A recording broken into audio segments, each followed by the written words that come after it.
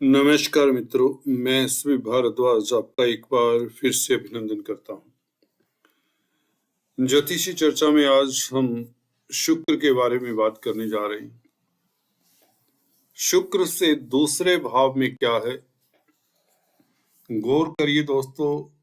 अगर आप एस्ट्रोलॉजी सीखना चाहते हैं तो इस वीडियो से आप काफी कुछ सीख सकते हैं। शुक्र से दूसरा भाव क्या कहता है और इसके साथ धन स्थान के मालिक की स्थिति देख लेना, आपको पता चल जाएगा कि व्यक्ति जिंदगी में कभी करोड़पति अरबपति बन सकता है या नहीं। बहुत सिंपल है, बहुत सरल है यह जज करना कि व्यक्ति धनाढ्य व्यक्ति बनेगा कि नहीं बनेगा, कि आम साधारण ही जिंदगी जिएगा। बहुत बड़ी बात है।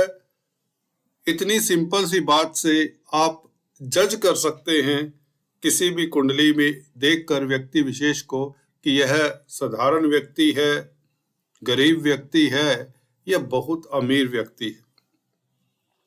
करना क्या है आपको, शुक्र से दूसरे भाव में क्या है, क्या यहां पर अच्छा ग्रह है, शुभ ग्रह है, शुक्र का मित्र ग्रह है, शुक्र का शत्रु ग्रह है, नैसर्गिक शुभ ग्रह है या नैसर्गिक अशुभ ग्रह है। बस इतना देखना। फॉर एग्जाम्पल, शुक्र से दूसरे भाव में जब नैसर्गिक दो इसमें हम कैटेगरीज रख लेते हैं। एक तो नैसर्गिक शुभ ग्रह और दूसरे हम रखते हैं फंक्शनल शुभ ग्रह। हर कुंडली के लिए कुछ खास ग्रह शुभ होते हैं और अशुभ होते हैं। शुभ वो होते हैं ग्रह हर लगन के लिए जो केंद्र त्रिकोण के मालिक होते हैं। अशुभ होते हैं वो जो 6, 8, 12 भावों के मालिक होते हैं। तो ये दो स्थितियां बनती हैं। एक तो आपने शुक्र से देखना है कि दूसरे भाव में कोई ग्रह अगर है तो क्या वह नैसर्गिक शुभ है। नैसर्गिक शुभ ग्रह गुरु हुए, बुध हुए और चंद्रमा। चंद्रमा पक्ष बली को हम नैसर्गिक शुभ ग्रह में रखेंगे। ठीक है। दूसरे, क्या अगर ये नहीं है तो बाकी ग्रह अगर कोई भी हो, सूर्य हो, शनि हो, मंगल हो, तो वह नैसर्गिक शुभ ग्रह नहीं है, तो क्या स्थिति होगी। और दूसरा पक्ष ये देखना है साथ में, जो ग्रह बैठा है शुक्र से दूसरे में, क्या वह केंद्र त्रिकोण का मालिक है। तो समझिए, फॉर एग्जाम्पल, शुक्र से दूसरे भाव में गुरु ही बैठे हैं। ठीक है। अगर गुरु नैसर्गिक शुभ ग्रह है, ये तो आपको पता है। अगर गुरु केंद्र त्रिकोण के मालिक हैं, 6, 8, 12 भावों के मालिक नहीं हैं, तो शुक्र से गुरु का दूसरे भाव में होना व्यक्ति के अमीर होने की प्रबल संभावना होती है। परंतु ये आपको देख लेना चाहिए, ये जो स्थिति है, इनमें से दोनों ग्रह केंद्र त्रिकोण में हो या उपचय स्थान में हो चलेंगे। अष्टम या 12वें भाव में एक भी ग्रह पड़ जाए तो नहीं चलेगी, ये बात याद रखिए।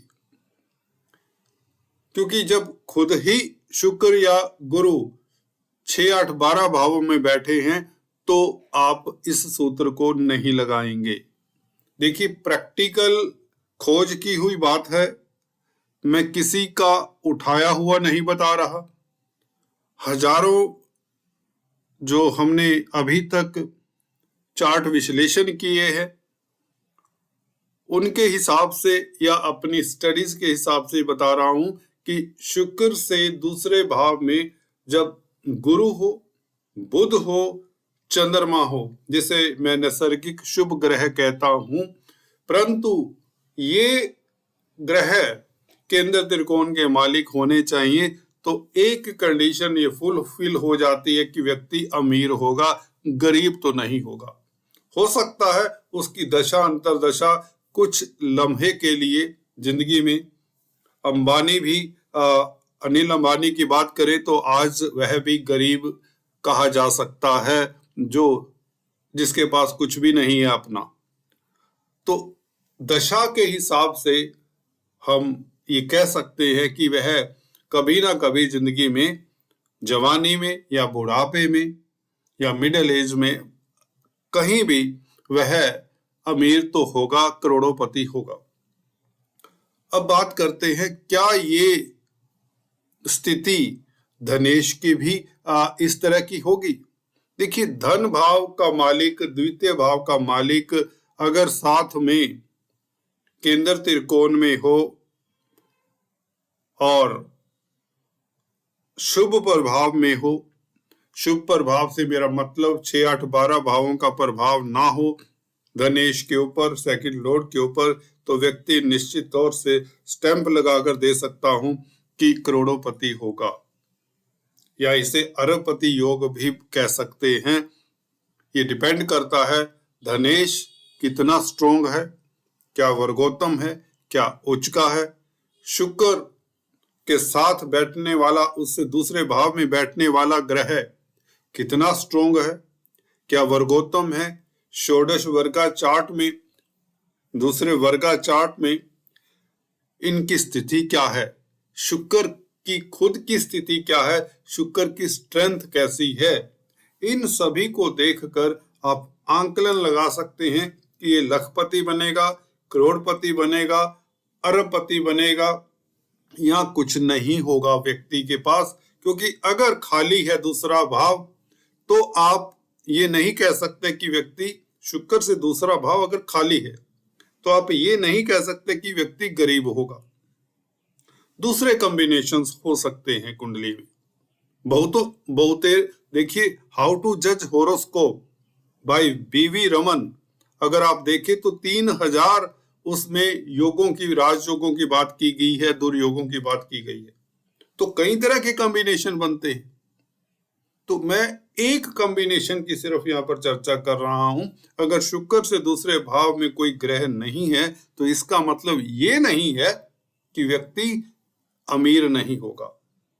हो सकता दूसरे कॉम्बिनेशन, दूसरे राजयोग हों, ठीक है। जैसे पंच महापुरुष राजयोग, धनेश और लाभेश का संबंध बन जाना, केंद्र त्रिकोण में, केंद्र में शुभ ग्रहों का होना, त्रिकोण में शुभ ग्रहों का होना। तो आपको मुझे लगता है क्लियर हो चुका होगा मैं जो बताना चाहता था कि शुक्र से जब भी द्वितीय भाव में शुभ ग्रह हों, नैसर्गिक शुभ ग्रह हों, केंद्र त्रिकोण के मालिक हों, तो व्यक्ति करोड़ोंपति होता है। और अगर धनेश भी साथ में ऐसी ही स्थिति में हो, शुभ स्थिति में हो, शुभ ग्रहों के प्रभाव में हो, तो व्यक्ति निश्चित तौर से अरबपति तक होता है। और लाभेश की युति धनेश के साथ हो तो भले शुक्र के आगे पीछे कुछ हो ना हो, तो व्यक्ति अमीर होता है। ये योग तो होता ही होता है, ये तो परिचलित योग है।